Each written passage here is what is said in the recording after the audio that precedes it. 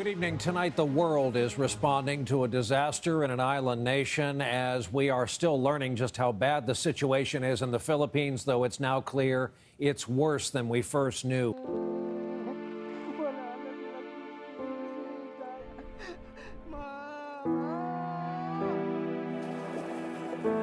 The devastation is, I don't have the words for it. It's really horrific.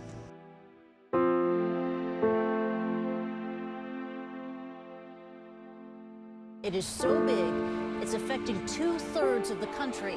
And President Benigno Aquino has warned his citizens that they are facing a calamity.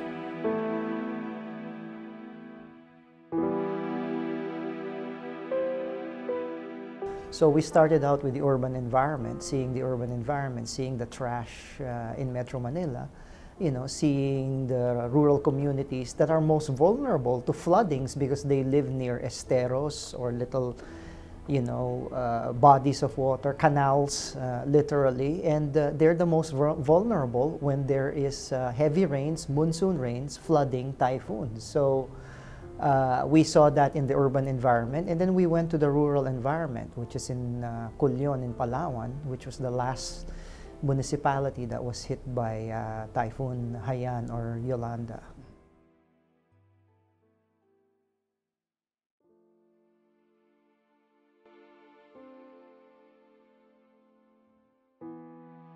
When we went to Culion in Palawan, we visited the Loyola College of Culion, which is also a Jesuit school, and we had a mini tour there where we saw what was their library, just in complete ruins.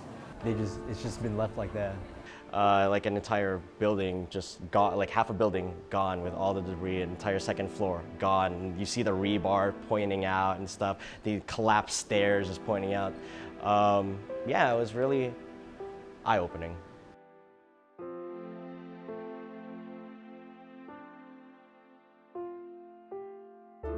Well, in the Manila area, the damages I saw mostly were trees being uprooted and then laying down on the streets. Some of the signs, billboards were like torn and lifted. Trash everywhere.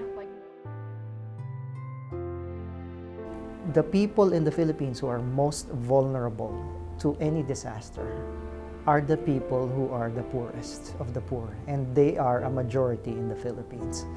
So when the students went to where these people lived, it is not as nice as where their relatives live. There are feces on the streets, there are stray cats on the streets. The smell is not very palatable. The road is very rocky. It is very hot, it is very humid, and then it rains occasionally. So it is a very uncomfortable experience to many of the students, including the Filipino.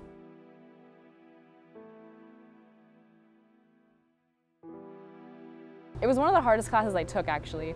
Not in terms of work, but in terms of it challenged you so much, your beliefs, and it really helps show us the USF cause of actually going out and doing something.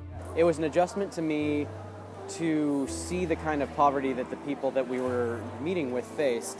And as an outsider and as a student and as a USF person, you're taught to change the world.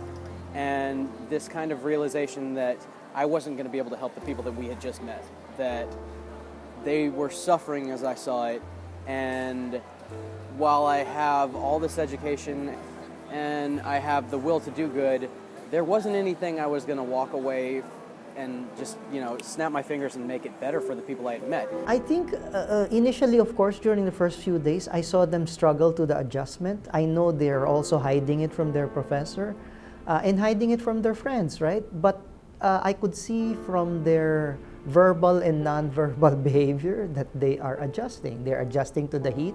There's no air conditioning.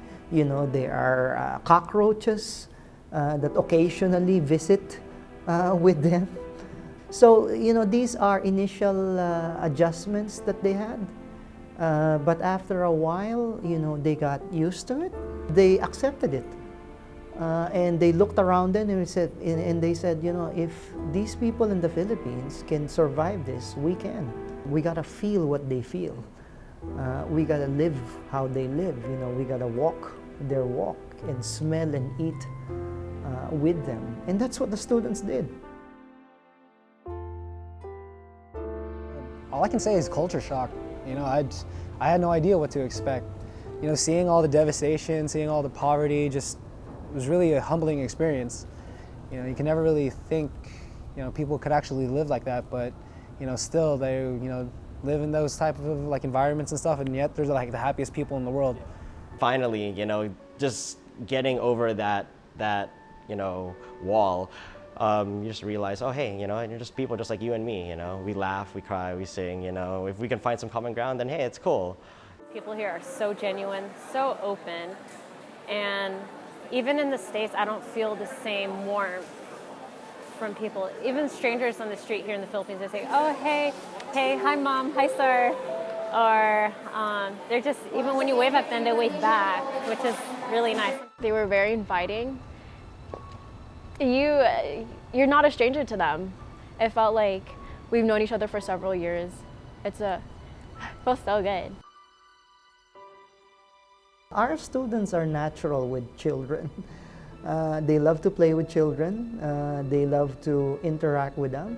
And so, you know, naturally that, you know, there was a connection.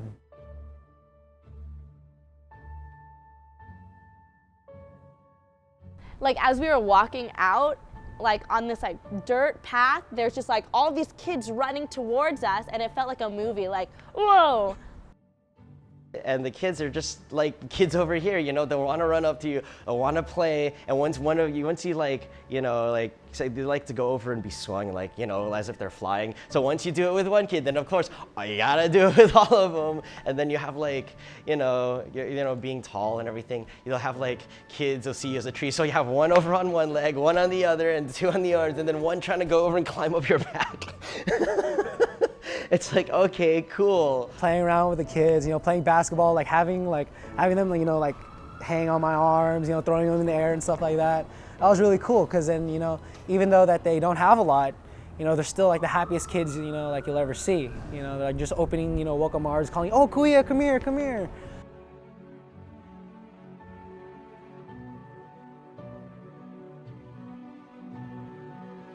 There was this little girl, Carla Jean, and she completely changed my life, and I know she touched the lives of everyone else that was in the room that day.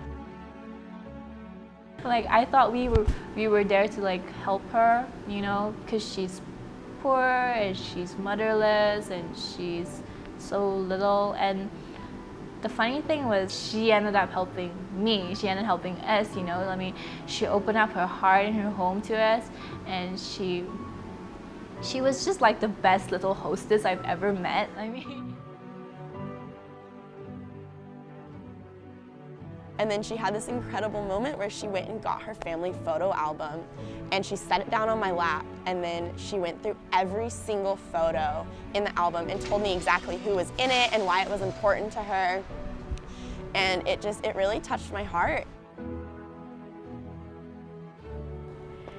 Carla Jean was like the cutest and most sweetest girl I've ever seen in my life. And even throughout the tragedy she's been through, and she just had this great, like, bright aura around her.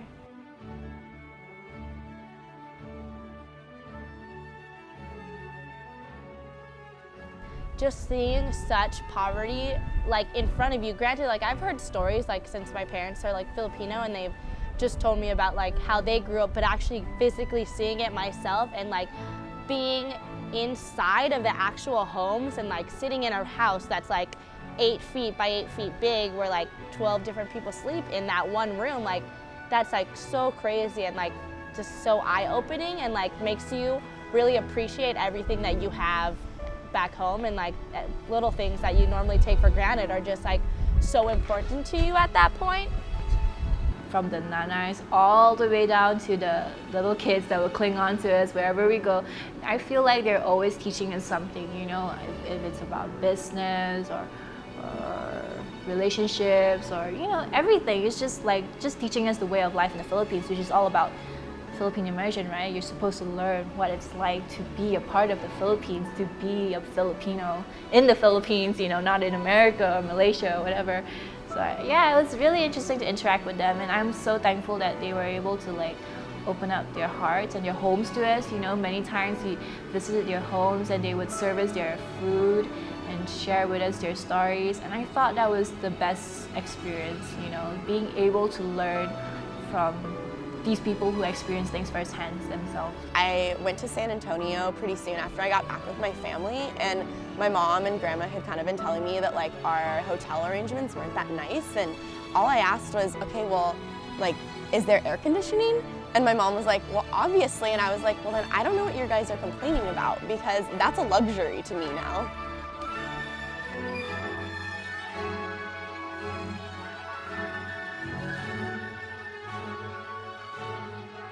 Actually meeting everyone from USF, it was actually pretty cool. It was really surprising to me how quickly we all, you know, just like clicked. You know, like the first dinner we all went to, everyone was already, you know, laughing and, you know, making jokes like, you know, we've known each other for like months, even though like it was like the first night we ever actually, you know, met. That whole like, you know, relationship actually just made the whole trip even better, you know. It made it, you know, like there were no like boundaries, there was no like cliques, there was no nothing. Everyone was just like a family, which made the whole experience just more enjoyable. And we got really close, and it was just to experience everything with them, I think made every experience a little bit better.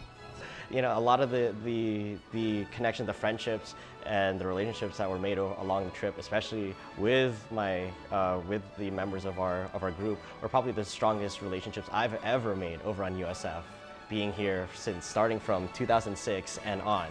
So it's really special. I think it's just like such an amazing experience and something that you can't get just by sitting in a classroom or like reading a book. So I would totally suggest that you do it, because it is probably one of the best experiences that I've had since I've been to college. This was my first time to Asia, and obviously I didn't have much pre-exposure to Filipino culture, and honestly it was the best decision I could have ever made. Throwing yourself outside your comfort zone, like you reap so much more reward from that than doing something like just joining a new community on campus. Like it's a completely different experience, and like I know that there are people from this trip that I will always be friends with now.